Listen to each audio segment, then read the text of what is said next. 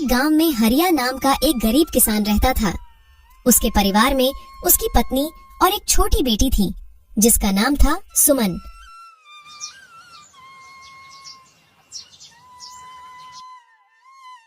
हरिया की अपनी कोई जमीन नहीं थी, इसलिए वह दूसरों की जमीन पर खेती करता और जो कुछ पैसे मिलते उससे अपने घर का गुजारा करता था। पिछले कुछ दिनों से हरिया को गांव में कहीं भी काम नहीं मिल रहा था, जिससे वह बहुत परेशान था।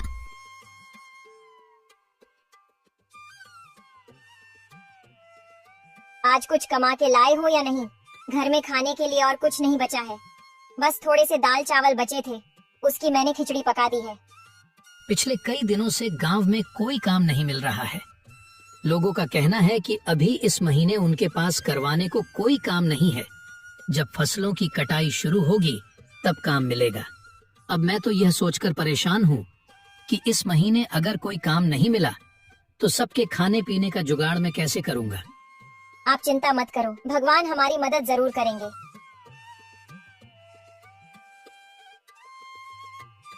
पापा, इस बार गांव में जो मेला लगेगा उसमें आप मुझे गुड़िया दिलाओगे ना?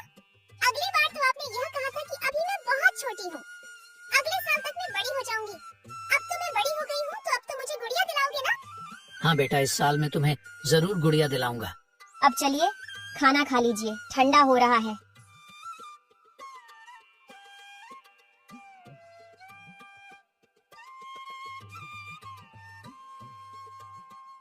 सरला, तुम भी आकर खाना खा लो। जी, आप खा लीजिए, मैं थोड़ी देर बाद खा लूंगी। हरिया और उसकी बेटी दोनों खाना खा लेते हैं। तभी उनके दरवाजे पर एक संत की दस्तक होती है। कोई तो कुछ खाने को दे दो, भगवान तुम्हारा भला करेगा। संत की आवाज सुनकर हरिया और उसकी पत्नी बाहर आते हैं। बेटा, क्या तुम्हारे पास खाने को कुछ है? बाबा, हमारे पास तो खुद के खाने के लिए भी ठीक से खाना नहीं हो पाता। हम आपको कहाँ से देंगे? थोड़े से खिचड़ी पकाई थी, वह भी मैं अभी खा लिया हूँ। अब हमारे पास कुछ भी नहीं है। रुकिए बाबा, अभी मेरे हिस्से का खाना बचा हुआ है, मैं अभी लेकर आती हूँ। पर सरला, तुम अगर यह खाना बाबा को दे दोगी तो तुम क्या खाओगी? बर्तन में तो बस थोड़ी से ही चावल बचे हैं। आप इसकी चिंता मत कीजिए, मैं भूखी रह लूंगी, लेकिन अपने घर के आंगन से मैं किसी संत को भूखा नहीं जाने दे सकती, इससे मुझे पाप लगेगा। ठीक है सरला, जैसी तुम्हारी इच्छा। सरला अपने हिस्से का खाना लाकर बाबा को दे देती है और बाबा उस खाने को खा लेते हैं।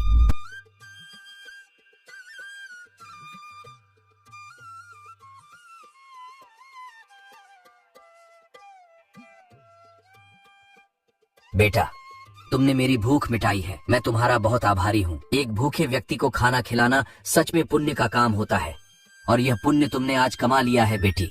मेरे पास तुम्हें देने को कुछ नहीं है, लेकिन यह एक अंगूठी है, इसे अपने पास रखो, ये तुम्हारी बहुत मदद करेगी। पर याद रखना, रात के समय इसे मत पहनना, रात में इसकी शक्ति बढ़ जाती है जो तुम्हारी उंगली सहन नहीं कर पाएगी।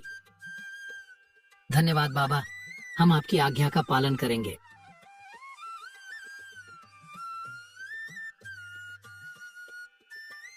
संत के जाने के बाद हरिया अंगूठी को देखकर सरला से कहता है, इस अंगूठी में ऐसा क्या है जो बाबा ने हमें इसे देने के लिए चुना? शायद ये हमारे अच्छे कर्मों का फल है। आपने सुना तो होगा ना, हमारे अच्छे और बुरे कर्मों का फल हमें जरूर मिलता है। चलिए अब अंदर चलते हैं। पर सरला, अपने हिस्से का खाना तो तुमने बाबा को दे दिया, अब तुम क्या खाओगी? काश हमारे पास थोड़े से और चावल होते। जैसे ही हरिया यह बात कहता है, अंगूठी में एक चमक सी उठती है और हरिया के सामने तुरंत एक चावल की प्लेट आ जाती है। सरला, यह देखो, जैसे ही मैंने चावल का नाम लिया, यहाँ चावल प्रकट हो गया। यानी कि यह अंगूठी सच में जादुई है, इससे हम कुछ भी खाने को मांग सकते हैं। अरे वाह, ये तो बहुत अच्छी बात है। तो आप इससे थोड़ी पूरी सब्जी मांगे ना, मेरा काफी दिन से पूरी सब्जी खाने का मन कर रहा था। ठीक है सरला, मैं अभी मांग कर देखता हूँ। हे अंगूठी, हमें थोड़ी सी पूरी सब्जी दे दो। हरिया के कहते ही फिर से अंगूठी में एक चमक सी उठती है और हरिया के सामने पूरी सब्जी की प्लेट आ जाती है। उसको देखकर सरला और हरिया बहुत खुश हो जाते हैं। अरे वाह, कितने दिनों बाद आज पूरी सब्जी देखने को मिली है। चलो अब हम सब बैठकर इसे खाते हैं। ऐसे वह सभी उस दिन भर पेट भोजन करते हैं। अगले दिन सुबह पापा, आज गांव में बहुत बड़ा मेला लगने वाला है। मैंने अपने दोस्तों से सुना था। आज आप मुझे गुड़िया दिलाओगे ना? हाँ मेरी प्यारी गुड़िया, इस बार मैं तुम्हें जरूर गुड़िया दिलाऊंगा। सरला, तुम मेरी प्यारी गुड़िया को तैयार कर दो और तुम भी तैयार हो जाओ। हम सब आज उस बड़े मेले में जाएंगे जहाँ जाने के लिए हम अक्सर सपने देखा करते थे। सभी तैयार हो जाते हैं। फिर हरिया अंगूठी से कुछ पैसे मांगता है और उसके हाथ में पैसे आ जाते हैं और फिर वह सब मेले की ओर निकल पड़ते हैं। उस गांव में हर साल एक बहुत बड़ा मेला लगता था जिसमें दूर दूर के गांव से व्यापारी आते थे। उस मेले में तरह तरह की चीज मिलती थी। पापा, वो देखो गुड़िया की दुकान। मुझे गुड़िया दिला दो ना। भैया जरा ये वाली गुड़िया दिखाना। ये लो मेरी प्यारी गुड़िया, ये तुम्हारे लिए। पापा, ये तो बहुत ही सुंदर गुड़िया है। भैया कितना दाम है इस गुड़िया का? जी 50 रुपए। ये लो भैया इस गुड़िया के पैसे। सरला, तुम भी अपने लिए कुछ पसंद कर लो। वहाँ देखो कितनी सुंदर साड़ी की दुकान है। चलो वहाँ से तुम्हारे लिए साड़ियाँ भी पसंद करते हैं। भैया जरा वह वाली साड़ी दिखाना। अरे भैया, वह साड़ी बहुत महंगी है, तुम उसे नहीं खरीद पाओगे। कोई सस्ती सी साड़ी देख लो इनमें से। नहीं भैया, हमें वही साड़ी देखनी है, आप वही साड़ी दिखाओ। सरला, तुम्हें ये साड़ी कैसी लगी? ये साड़ी तो बहुत अच्छी है, पर महंगी भी बहुत होगी। सरला, तुम इसकी चिंता मत करो। बस तुम ये बताओ, तुम्हें ये साड़ी पसंद तो है ना? हाँ जी, साड़ी तो बहुत पसंद आई। भैया इस साड़ी का क्या दाम है? यह 1500 की साड़ी है। ठीक है भैया, ये लीजिए 1500 और ये साड़ी हमारे लिए पैक कर दीजिए। हरिया साड़ी को खरीद लेता है। हरिया ने उस मेले में से और भी काफी सारे सामान खरीदे। इस मेले में रामचंद्र के 2 नौकर मोहन और प्यारे भी आए हुए थे। रामचंद्र गांव का सबसे अमीर सेठ था और मोहन और प्यार उसके नौकर। जब मोहन और प्यारे ने हरिया को बहुत सारा सामान खरीदते हुए देखा तो वे दोनों आश्चर्य में हो जाते हैं। मोहन, ये देख, ये तो वही हरिया है ना जो अक्सर अपने गरीबी पर पूरे गांव भर में रोता रहता है। ये देख कैसे सामान खरीद रहा है। आखिर इसके पास इतने सारे पैसे कहाँ से आए? हाँ प्यारे, यह तो वही गरीब किसान हरिया है। अभी 2 दिन पहले ही तो यह सेठ जी से काम मांगने आया था, पर सेठ जी ने इसे काम देने से मना कर दिया था। चल उसी से पूछ कर देखते हैं। दोनों हरिया के पास आते हैं। और भाई हरिया, कैसी चल रही है खरीदारी? लगता है बहुत सामान खरीदा है आज। हरिया जादुई अंगूठी की बात को छुपाते हुए कहता है। नहीं भाई, बस वह थोड़ा बहुत घर के लिए सामान है, बस और कुछ नहीं। अच्छा हरिया भाई, तुम तो 2 दिन पहले तो सेठ जी से काम मांग में आए थे ना? लगता है तुम्हें कहीं पर काम मिल गया है। हाँ भैया, कहीं और काम मिल गया था तो बस उसी से बच्चों को मेला घुमाने ले आया। अच्छा हरिया भाई, तुम करो खरीदारी, हम चलते हैं। दोनों नौकर वहाँ से चले जाते हैं। हरिया का परिवार मेला घूमने के बाद घर आ जाता है। आज उनके परिवार के चेहरे पर अलग ही चमकते सभी बहुत खुश थे। पापा, आज तो मेरे पास बहुत सारे खिलौने हैं। अब मैं अपने दोस्तों को ये खिलौने दिखाऊंगी। मेरे पास भी बहुत सारे खिलौने हो गए हैं। हाँ बेटा, क्यों नहीं। अब से तुम्हें जो भी चीज चाहिए तुम अपने पापा से मांग लेना, वह तुम्हें मना नहीं करेंगे। इस तरह हरिया के दिन हंसी खुशी गुजर रहे थे। हरिया ने अंगूठी की मदद से अपने घर के हालातों को सुधार लिया और अंगूठी से कुछ पैसे मांगकर गांव में उसने एक कपड़े की दुकान खोली। दुकान खोलने के साथ ही हरिया की दुकान चल पड़ी।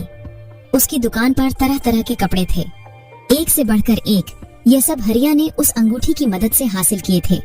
नए नए डिजाइन के कपड़े होने की वजह से हरिया की दुकान पर अक्सर ही लोग की भीड़ रहा करती थी। अब यह बात धीरे धीरे पूरे गांव भर में फैल रही थी कि हरिया जो कितना गरीब था वह अचानक से अमीर हो गया है और उसने गांव में एक बहुत बड़ी कपड़े की दुकान खोली है। अरे भाई, मैंने सुना है कि हरिया ने गांव में कोई दुकान खोली है। हाँ भाई, मैंने भी सुना है हरिया ने बहुत बड़ी दुकान खोली है। अरे भाई, मैं तो उसकी दुकान को देखकर भी आया हूँ। हरिया ने वाकई में बहुत बड़ी दुकान खुली है और उसके पास नई नई प्रकार के कपड़े हैं। अच्छा, आखिर ये कैसे हुआ? हरिया के पास दुकान खोलने के लिए इतने पैसे आए कहाँ से? भाई इस बारे में तो मुझे नहीं पता, बस मुझे इतना ही पता है कि उसमें गांव में एक बहुत बड़ी कपड़े की दुकान खोली है। हे भगवान, काश मेरे पास भी इतने पैसे होते तो मैं भी अपना कोई छोटा सा कारोबार खोल लेता। अरे भाई पैसे नहीं है तो तुम अब हरिया से उधार ले लो। हरिया दिल का बहुत नेक इंसान है, वह तुम्हें जरूर उधार दे देगा। हाँ, तुम ठीक कहते हो।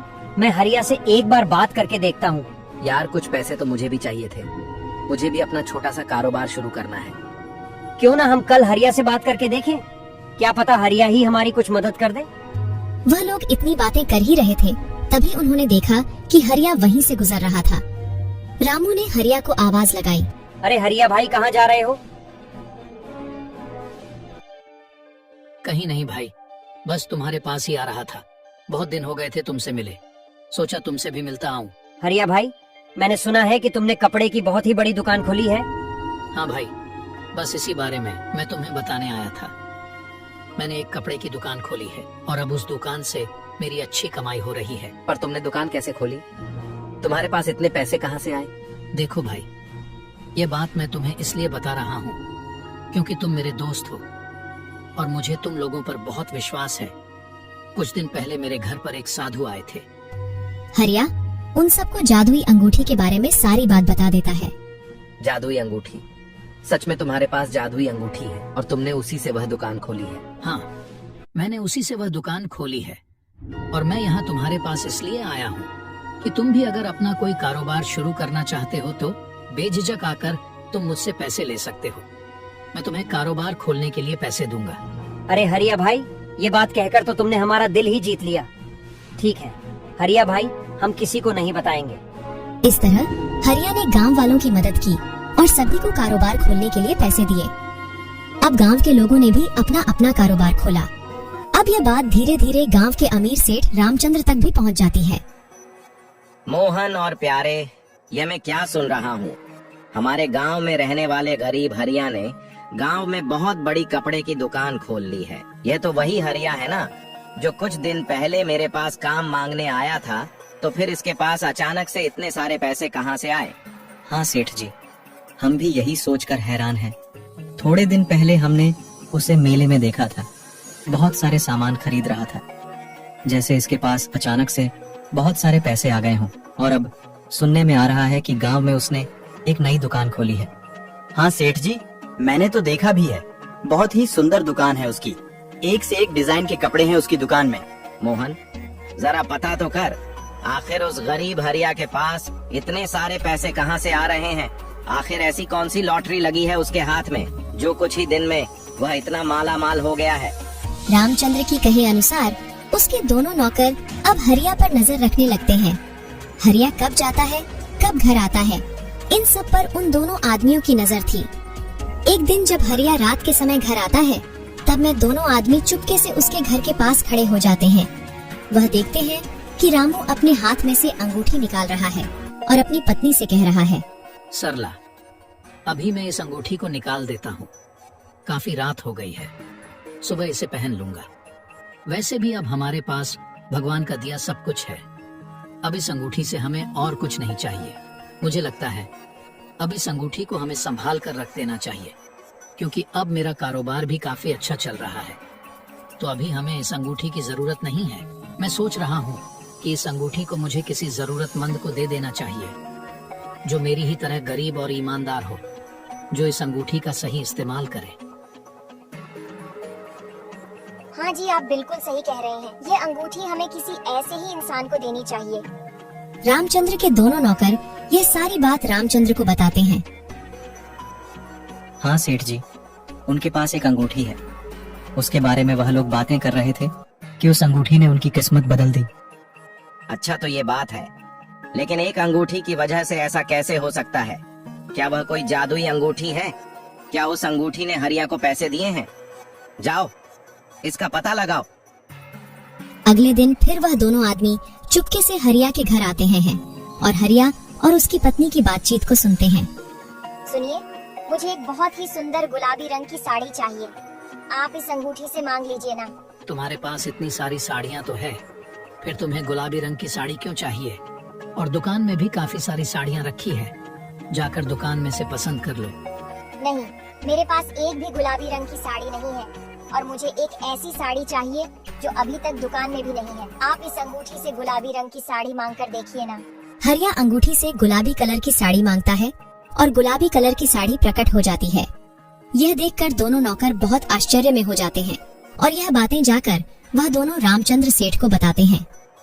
अच्छा, तो उस हरिया ने अंगूठी के सामने साड़ी बोला और अंगूठी में साड़ी निकल आई। अब तो पक्का हो गया है, वह कोई जादुई अंगूठी है। तुमने कहा था कि रात के समय वह हरिया अंगूठी को अपने उंगली में से निकाल देता है। हाँ सेठ जी, वह अंगूठी को निकालकर अपने टेबल पर रख देता है। तो ठीक है, उस अंगूठी को हासिल करने का सबसे सही वक्त रात का है। मैं रात को ही उस हरिया के घर जाऊंगा।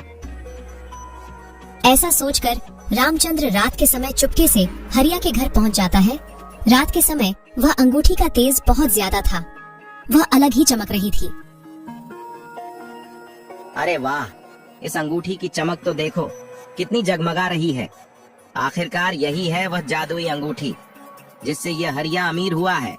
अब मैं अंगूठी को अपने घर ले जाऊंगा और इस अंगूठी की मदद से गांव का सबसे अमीर आदमी बन जाऊंगा। यह सोचकर रामचंद्र उस अंगूठी को वहां से लेकर घर आ जाता है और उस अंगूठी को हाथ में पहनकर अंगूठी से बहुत सारे सोने के सिक्के मांगता है। हे अंगूठी, मुझे बहुत सारे सोने के सिक्के दे दो, इतने सोने के सिक्के कि मैं रातों रात अमीर बन जाऊं। जैसे ही रामचंद्र ऐसा कहता है, उसकी उंगली पर लाल निशान पड़ जाते हैं और उसे काफी जलन होने लगती है। रामचंद्र दर्द से कहराते हुए उस अंगूठी को फेंक अस्पताल की ओर भागता है। रामचंद्र अस्पताल पहुंचता है और डॉक्टर को अपना हाथ दिखता है। यह कैसे हुआ? इतनी ज्यादा चोट तुम्हें कैसे आई? तुम्हारा हाथ तो पूरी तरह से घायल है। मैं अभी इसकी पट्टी कर देता हूँ। डॉक्टर रामचंद्र के हाथों की पट्टी कर देता है और उससे कहता है, देखो, मैंने तुम्हारी पट्टी तो कर दी है, पर तुम्हारे हाथों के जख्म बहुत गहरे हैं। इसे ठीक होने में कम से कम 2 महीने का समय लग जाएगा और 2 महीने तक तुम्हें अपने हाथों का ध्यान रखना होगा। यह सुनकर रामचंद्र बहुत दुखी होता है। ये सब उस अंगूठी के वजह से हुआ है। न मैं उस अंगूठी को चुराता और न ही मेरे हाथ का यह हाल होता। इतनी जलन हो रही है मेरे हाथ में, क्या बताऊं। अगर मैं ज्यादा पैसे का लालच न करके उस अंगूठी को ना लिया होता तो आज मेरे हाथों की ऐसी हालत नहीं होती। रामचंद्र उस अंगूठी को हरिया को वापस करने जाता है। यह लो हरिया अपनी अंगूठी। कुछ वक्त के लिए मेरे मन में इस अंगूठी के प्रति लालच आ गया था, पर इस अंगूठी ने मुझे अच्छा सबक सिखाया है। अब यह अपनी अंगूठी तुम अपने पास रखो, मुझे इसकी जरूरत नहीं। अब अंगूठी हरिया के पास वापस आ चुकी थी। सरला, अब वक्त आ गया है कि इस अंगूठी को किसी ऐसे व्यक्ति के हाथ में दिया जाए जिसको इसकी बहुत जरूरत है। हमें जल्द ही ऐसे व्यक्ति की तलाश करनी होगी। जी हाँ, आप बिल्कुल सही कह रहे हैं। अब इस अंगूठी को किसी गरीब को देने का सही वक्त आ गया है। वह लोग यह बातें कर ही रहे थे कि तभी उनके घर पर एक गरीब बूढ़ा व्यक्ति आता है। कोई तो कुछ खाने को दे दो, भगवान तुम्हारा भला करेगा। सरला बूढ़े व्यक्ति के लिए खाना लाती है। बूढ़ा व्यक्ति खाना खाता है। खाना खाने के बाद हरिया उस बूढ़े व्यक्ति को वह जादुई अंगूठी दे देता है और उस जादुई अंगूठी की सारी शक्तियों के बारे में भी बता देता है। बूढ़ा आदमी बहुत खुश होकर वहाँ से चला जाता है। थोड़ी दूर जाकर वह बूढ़ा आदमी वापस अपने संत के रूप में आ जाता है। वह बूढ़ा आदमी और कोई नहीं बल्कि वही संत था जिसने हरिया को वह जादुई अंगूठी दी थी और वह अब अपनी अंगूठी वापस लेने आया था। हरिया का जीवन अब सुधर चुका था। हरिया ने उस अंगूठी की मदद से अपने जीवन को ही नहीं सुधरा बल्कि गांव के लोगों के जीवन को भी बेहतर बनाया।